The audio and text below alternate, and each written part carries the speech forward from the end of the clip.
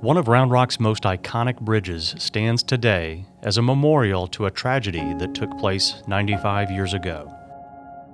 The South Mays Street Bridge over the Union Pacific Railroad line was designated the Immortal Ten Bridge in 2017 to commemorate a tragic bus crash that killed 10 basketball players, coaches, and fans from Baylor University who were traveling to Austin for a game.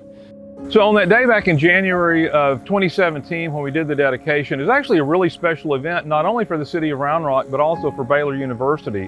And Baylor sent down a big contingent representing the basketball team, cheerleaders, the university in general. It was really good for Baylor to also be able to come down for this dedication because of what it means to the universities.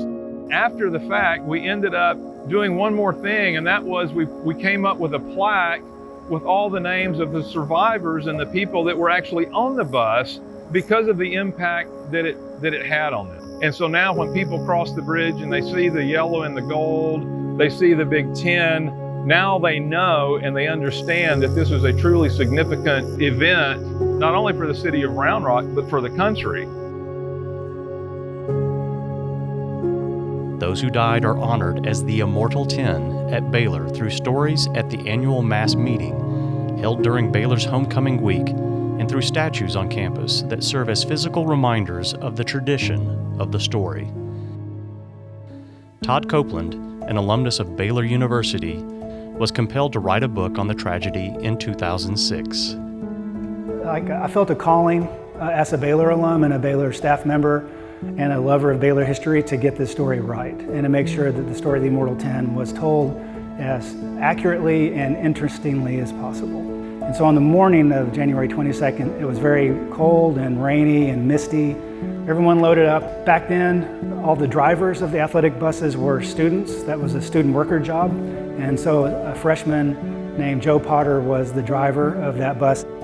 The highway went through Round Rock back then, not off to the side of it like I-35 does today. I believe the train tracks look pretty similar to what they are today. It sort of curves through that area. The main circumstance that led to the accident was that there were some boxcars that blocked the view. It was about 80 feet from the crossing when the coach could see a train coming and he shouted. They had about 2 seconds to react.